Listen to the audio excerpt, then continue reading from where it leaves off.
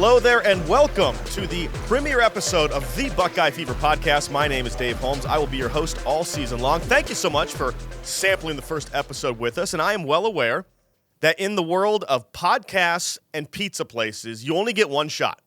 And if you don't like a product, the odds are you will not come back. So that's some big pressure. Episode 1, we have big pressure, so I called in the big guns. So we have the two-time Heisman Trophy Award winner Archie Griffin stopping by and former national champion Tyvis Powell later in the show in just a few minutes. But there is pressure on a first podcast, and there is great pressure on the 2024 Ohio State Buckeyes. We're going to talk all about Ryan Day's legacy, what's at stake this year. Is it do or die? Is it make or break? Do the cliches matter in 2024? That's coming up later in the show. But first, let's set the scene for what this 2024 team is going to be. This is the most talented team in America. It's not a hot take. It's not a scarlet-colored glasses take. That's an actual fact. The Buckeyes have more talent than any other team in America. The problem is the team with the most talent doesn't necessarily win. Not always. I go back to 2015, the Ohio State Buckeyes, not 2014, not the national champion team.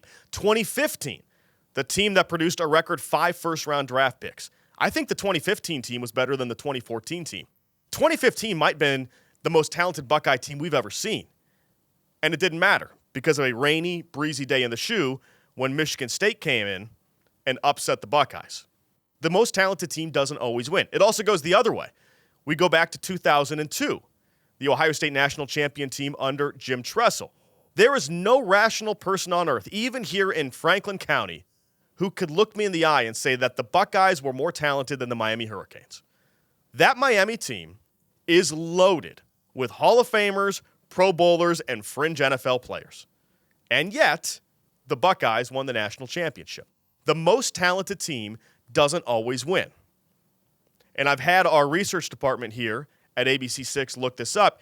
They do not, in fact, give out trophies for the offseason. And the Buckeyes had the best offseason in school history, but it was the offseason. And it needs to translate to the regular season and ideally the postseason, a place the Buckeyes haven't had success in quite some time. The roster, though, is loaded. There is plenty of reason to be excited. First off, we start at the top. Will Howard, the transfer. Now, I have someone who is pretty much in the know. I'll leave it at that. Who told me shortly after the Michigan game last year, after the loss, this is probably 6 weeks before Will Howard transferred, he told me, your next quarterback at Ohio State currently plays for Kansas State, and his name is Will Howard. I think Ryan Day has always wanted Will Howard. I think he was his guy, and even throughout the quarterback competition, I was expecting Will Howard to get the job.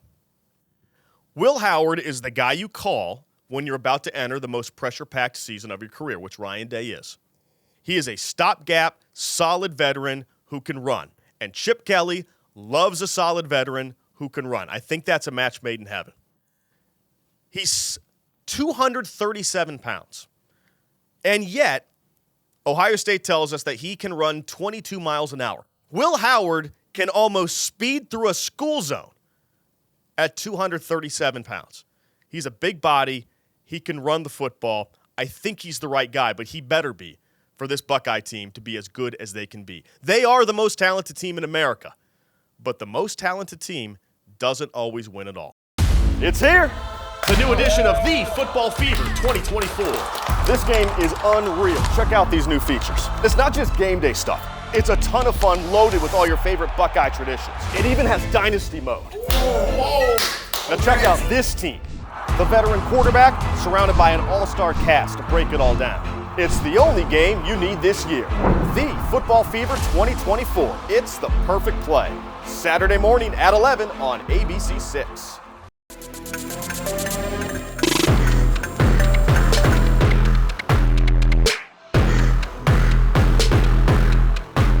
Well, this is the first episode of the Football Fever Podcast, and game one this week against Akron. We could break down the Zips for 25 minutes, but I don't think there's that much to discuss, so I'm going to focus on what's going to happen at halftime of that game, and that is Archie Griffin dotting the I. Archie Griffin joins us now. What I said, Archie, is it's our first episode of this podcast, and I told my research team, get me every two-time Heisman winner you can. And they said, there's only one. I said, fine, get that guy. All right, so when did you get the call? When did you find out this was going to be a thing? Well, I didn't get a call, first of all. It was a total surprise to me. I was over at the Woody Hayes Athletic Facility working on an article for the Alumni Association magazine, and I was surprised by the senior sousaphone players who came in. They had a letter for me to read. They asked me to read the letter, and I started reading the letter. And as I started reading the letter, I was thinking, is this going to be to dot the I? Uh-huh. Is this going to be to dot the I? And it was to dot the I, and it was touching. I mean, it's a true honor to be able to do that. And Dave, I mean, not many people have done that. Yeah. And when you think about those that have done it, how great they were, and somebody asks you to do it, and you can't help but say, "Hey, I am totally honored. I would love to do it." The whole works. And for people who don't know, I mean, it's reserved for a senior sousaphone player. That's a short list, like Archie said. You're talking John Glenn, Jack Nicklaus, Bob Hope. It is a very short list of people. And with all due respect to the late John Glenn, Archie, a lot of guys have been to outer space. Only one two-time Heisman winner. But no, what do you think when you see the list of people that you're getting to join? That's some big names. And that just makes you feel better. Certainly Woody Hayes on that list, and Earl Bruce is on that list. And those are great coaches for Ohio State. And I respect both of those men extremely, give them high regards. But, you know, John Glenn, Bob Hope, you know, that's pretty special. That's pretty special. Now, on the good side, I figure you have 3 I's in your name. So you've been practicing your whole life, right? This should be no thing for you. Hey, yeah, I can dot that I easily. But when I go up there to dot that I, it's going to be a little bit different. It'll be a little bit different. Will you feel nervous this Saturday when this happens? Yeah, I'm sure I will. Yeah. I'm sure I will. I mean, you know, I get nervous about a lot of things, so I know that I'll be a little bit nervous about this. Going out in front of all those fans, you know, yes, I've played in front of them, this, that, and the other, but going out there to specifically dot the I, a tradition that was, 88 years old, started back in 1936. It's an incredible honor. And I'm so very thankful for it. I'm so very thankful that the band members would allow me to dot the I, because that's a special honor designated for those sousaphone players. No, that's good perspective. Someone gives up the spot there for you. So there really is perspective there. 1974 was Heisman #1. So this is the 50th anniversary of your first Heisman. When you look back on it now, I mean, is that mind-blowing to you that it's 5 decades since that first one? Oh, David, let me tell you, it is mind-blowing when I think back 50 years ago. Yeah. I mean, to think that it's been 50 years is unbelievable. Time has passed pretty doggone fast. I'm so thankful to be here. But 50 years is a long, long time, and to have won the Heisman, it really puts me in the mind of the teams that I played on at Ohio State. I played on some great teams at Ohio State. I mean, people can say what they want, but you know, I played on some great teams. You know, you got to be in the right place at the right time with the right people to make something like this happen. To win a Heisman Trophy, you got to have all that in order, and it was in order for me with the guys that I played with at Ohio State University. All 4 years actually, but that junior year and that senior year, but again, all 4 years. I mean, they were terrific. Yeah, no one's winning a Heisman on a 4-8 team. You got to have good guys around you. You know, when I look back at this honor, I'm somewhat surprised someone hasn't won a second one by now, especially now when freshmen are playing way more. I mean, back in the 60s and 70s, freshmen were not getting out on the field. So are you surprised that someone hasn't done it by now? I am surprised. I've thought all along that there were going to be people that would win the Heisman Trophy twice, and being 50 years, nobody's done it. Yeah, I am surprised. I mean, you mentioned that freshmen. There's been a freshman to win the Heisman Trophy, but they've won it as freshmen. They've won it as sophomores, and they still have eligibility to play. So I'm surprised that it hadn't happened. Can we be real here? Can you be very transparent with me? Okay. So when Jameis Winston wins as a freshman, or Johnny Manziel wins as a freshman, personally, as a Buckeye fan, I think, Archie's in trouble. Now, do you start rooting against those guys once they? No, I really don't. Archie, no, I don't. I really. Now, that's another question you ask my wife. I mean, and all my friends, because when I'm at the Heisman ceremony and one of the young guys are up for it their second time and they don't win it, my phone starts ringing. No,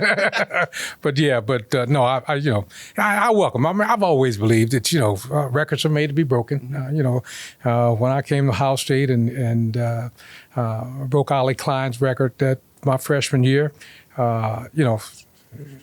records are broken. Yeah. So somebody's going to break it. And I expect somebody will break it. Somebody even may do it 3 times with what you described, the fact that people are winning as freshmen. That's a possibility. They can do it 3 times, especially with NIL, because, they can stay in college and make money and be doing extremely well and not be rushed and getting into the pro ranks in order to make a lot of money, because you can make a lot of money in college now. So you're telling me there's not a cupboard of champagne at the Griffin house? You're not like the 72 Dolphins? not like every the time Dolphins. Someone loses a Heisman, you don't pop a champagne? No, I don't pop a champagne cork. So. All right, I appreciate that. Okay, so I'll get you out on this. When you look back at Ohio State, what is the memory, the moment, something that you look back on fondly in your playing career? Well, if it's I really look back on the whole program. I look back on the teams. I mean, to me, that's the focal point. I mean, that's the reason we were successful, our teams. But I look back certainly on that stadium, to play in front of the number of people you play in front of at the Ohio State University in the Horseshoe. It's pretty special. Well, thanks again for coming in. Best of luck this week. Can we just practice the spelling and make sure we get it right? O-H? I-O. You'll be great. Thanks again to Archie Griffin. Hey, it's only downhill from here when you start the season with the only 2-time Heisman Trophy winner. But like I said, podcasts and pizza places, we had to come out swinging. Thanks again to Archie Griffin. We're coming back here in just a minute on the Buckeye Fever Podcast. Tyvis Powell stops by to talk about what on earth is an Akron Zip and why is a kangaroo their mascot. Stay with us.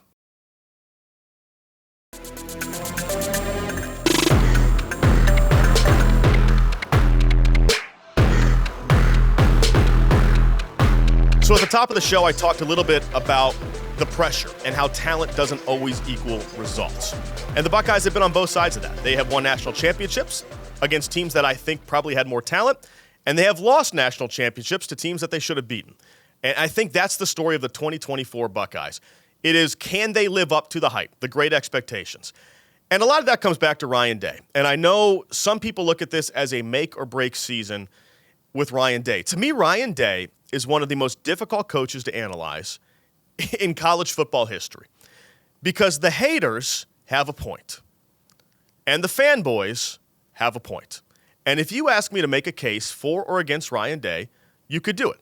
Now, I do want to say this, that Ryan Day is the nicest guy you'll meet in coaching. And I do pride myself on being one of the more objective people on the Buckeye beat. I grew up in Ohio. I've lived in Ohio 41 of my 42 years. I watch the Buckeyes every Saturday. I am an Ohio State fan, but I do think there's a difference between fan and fanboy. And I think I can look at this team very objectively. And Ryan Day is a great guy who does good things for the community. He is the kind of guy you want to lead your program. And I've covered college football now for about 19 plus years. And I wouldn't say that about every coach I've ever covered, being candid. But Ryan Day is the guy you want to succeed. The haters will point to the fact that he's 1-3 against Michigan, including 3 straight losses. They're going to point to the fact that after winning back-to-back Big Ten titles, he hasn't even made it to Lucas Oil Stadium since 2020. And I get it. And there's an absolute case to be made that the Buckeyes should have been better over the past 3 years. No doubt. No excuses, no doubt. If you are anti-Ryan Day, I hear you, I understand the case. But on the pro-Ryan Day side, the funny thing about him is he is so close to being build a statue outside the shoe, Ryan Day, and yet it almost feels like he has this great pressure on his shoulders. And I've asked him about the pressure over and over again. He gives you the same answer every time. He always says, I said when I took the job, if you don't think there's pressure at Ohio State, try losing the game. And he's right. There is pressure every year. But it certainly feels like, given the offseason, that this has elevated stakes this year, especially given the 3 straight losses to Michigan. But indulge me for a moment if we go down a pro-Ryan Day rabbit hole, okay? I'll walk with me down narrative street for a second. Let's say that Michigan doesn't get, air quotes, COVID. I'll leave it there. Then Ryan Day is 2-3 against Michigan and not 1-3 because the Buckeyes would have been probably 25-point favorites that year. Let's say 2019 Clemson, the playoff game. That game is one of the flukiest games in the history of college football. And again, when I talked about being objective, I hate blame the refs guy, right? If you are, hey, they're holding us every play guy, that is the lowest hanging fan fruit in the world, all right? So I am not blame the refs guy. But, ... that game was insane. You have some of the worst calls ever. You have a couple really bad breaks. You have the Buckeyes stalling out in the red zone. Basically, Clemson had to hit a 10-play parlay that game, and they hit every leg just to sneak that win out. If they win that game, the Buckeyes are winning the national championship. That's a woulda, coulda, shoulda, and I get it. And Ryan Day doesn't make excuses, but I am a little bit on his behalf. Then let's go to the Peach Bowl against Georgia. If you make the last kick, you probably win the national championship, although I think they should have been more aggressive and pushed the ball more. Let's say Marvin Harrison Jr. Let's say we call it a target. Let's say he's just healthy enough to play the fourth quarter. I think they win that game in the national championship. My point is this. If you think Ryan Day hasn't done enough, I hear you. But if you think he's 2 or 3 breaks away from being a 1 or 2-time national champion, I hear you. And I think that's why this is such an interesting season for Ohio State football. Because I could make a case either way, that the Buckeyes have underachieved or the Buckeyes have had a bad break or two. But Bill Parcells would say you are what your record is. And I really think that this is setting up as a make-or-break year for the reputation of Ryan Day. Well, this week the Buckeyes do open the season against the Akron Zips. Akron, the rubber capital of the world. It's also known for LeBron James. It's also known for one of the goofiest mascots ever. And to talk more about Zippy the Kangaroo, I bring in mascot analyst Tyvis Powell, former Ohio State Buckeye. Tyvis, I want to talk about mascots here, all right? Okay. First off, do you know why the Zips are the Zips? No. Okay, let's educate you here. So zip is actually short for zippers. Okay. So I don't like that. Well, all right, it's not pant zippers, right? Okay. So back in the 1920s, there was a pair of rubber shoes made by B.F. Goodrich in Akron, and they were called zippers. So then they shortened it to zips. So that's how they got the name. But then I looked rubber up, shoes. Yeah. And then I looked up, like, why on earth do we have a kangaroo? So I guess in the 1950s, they had some school-wide contest to pick a mascot, and they picked this kangaroo with boxing gloves just because no one else had a kangaroo. So you got zippers named after a shoe, a kangaroo from a school contest in the early 1950s. I'm a Kent State alum, so I'm here for all the anti-Akron stuff we can throw out there. This is why Akron has not had a ton of success in football in recent years, because that makes absolutely no sense. None whatsoever. Rubber boots, but your mascot is a kangaroo. All right, so it got me thinking, what are the stupidest, weirdest, most random mascots in college football? Does anything jump out to you where you just say, this makes absolutely no sense? Well, I didn't like the blue blob from Xavier. That's a weird one. I don't understand what that has to do. Have you seen? It looks like a deflated Cookie Monster. That's what it looks like. Right. Like, what does that have to do with anything? Because they're the Musketeers? What does a blue blob have to do with it? So it's funny you say the blue blob, because one of them that jumps out to me is that Big Red from Western Kentucky. Yeah. He's like the Kool-Aid Man without the charisma. Like, Kool-Aid Man had some swagger. The Kool-Aid Man, when he bursts through the wall, he's got a little drip. Oh, yeah. Yeah, right? He's like, I'm here. Who wants some early onset diabetes, kids? Like, that's the Kool-Aid Man. And then I think of the Richmond Spiders. Oh, so I actually, all right, so we don't. You like them? So we don't consult on this. I like the Spiders? No, I know. But their mascot is called Webster. Have you seen the actual mascot? Yes. Like he's got like the web hanging from him. He's a nightmare. No. He's a nightmare. That one's terrible. I'm looking at it right now. No. It's nightmare fuel. Yeah, no. That Webster. So it's a no for me, dog. Do you know Willie the Wildcat from Kansas State? No. Okay, so this is what's so weird about it. He has the head of a cat, but just a regular dude's body. Like, he's got pretty good arms. I gotta look at Willie the Wild. Go and start Googling Willie the Wildcat while I describe him. So this guy, he's almost like, he's got the head of a cat, the body of a human. He's almost like a reverse Sphinx, if that's a thing. And it's like someone ordered a Wildcat costume and they only shipped the head. And they just decided to, it's creepy and it ruins the mystique. Because if you're a kid, you're like, well, clearly this is just some frat bro wearing a cat hat. Wait a minute, Willie the Wildcat. They got one for Northwestern too, so they stole it. So it's 2 Willie the Wildcat. Willie the Wildcat, yeah. Wow. Yeah, Kansas State, they really dropped the ball on this. But the Northwestern Willie the Wildcat is a full suit. He's a full cat. Yeah. I didn't even know Northwestern had a Willie the Wild. So we got 2 Willie the Wildcats. That's what it is. Yeah, so obviously they should play it. Well, mascots fight, so those two should mascots have do some fight. Serious beef there. What else? What's another random mascot? I seen Wichita State, the Shockers. Yeah. Woo Shock. You like that one? Not a fan. Me either. Not a fan of the Nitty Lion. Yeah, the Nittany Lion looks like you can see the neck flap over the rest of it. Yeah. I'm like with the budget you have in your athletic department, it looks like the most budget mascot looking costume. And then the Providence one, he scares me a little. That Fryer guy. He looks like something off of Squid Games. He does. He's a weird one. The Stanford Tree.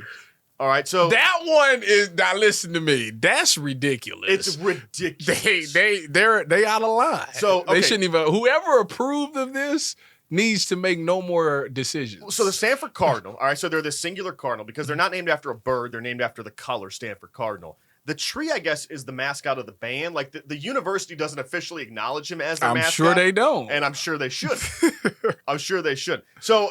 Where would we put Zippy the kangaroo? The Bucks open the season against Akron. Is he a top 5 random mascot now that you know where he came from? Yes, he is. Because it makes no sense. I agree. The rubber boots, but a kangaroo. Go Kent State. Great stuff, as always, from Tyvis Powell. We'll be right back with more of the Buckeye Fever Podcast. It's here. The new edition of the Football Fever 2024.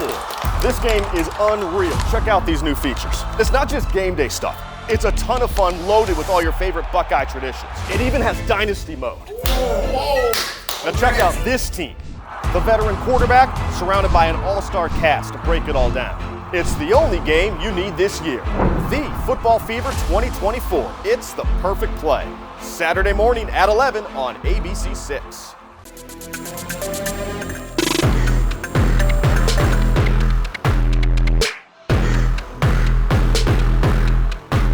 Welcome back to the Buckeye Fever Podcast. I'm Dave Holmes. We're going to wrap things up here talking a little bit about the Akron Zips. And don't worry, we're not going to break down a football team that won 2 games a year ago. But I will say this. These Akron Zips, and I'm a Kent State alum, so I rarely will compliment the Akron Zips. But these Zips came into the Buckeyes' house in 1894 and beat the Buckeyes. So this is a revenge game. 130 years in the making. That's right. They came in to our house, and by our house, I mean the Ohio State Fair. They literally played that game at the Ohio State Fairgrounds. I don't know if they moved the bottle toss out of the way, or I'm guessing none of the rides were going in 1894. But yes, back in 1894, the Zips, I believe at that point they were called Bookdale College, if I'm not mistaken, later became Akron University. The Zips beat the Buckeyes in 1894 at the Ohio State Fairgrounds. A little trivia, Akron's head coach that day was named John Heisman, the same guy whose Heisman Trophy would be named after him later. And that is how we go full circle. We start with the 2-time Heisman Trophy winner. We end with the fact that John Heisman and the Zips beat the Buckeyes in 1894. Revenge is on the line this week. Hopefully, you found this podcast to be like your favorite pizza place, and you're going to give it one more listen next week because we're going to do it all season long. I can't wait. Next week, we're talking Western Michigan, or as the sicko fans like to call them, that team up north and then to the west. But for now, for Tyvis Powell, Archie Griffin, I'm Dave Holmes. Thank you so much for listening to the premiere episode of the Buckeye Fever Podcast.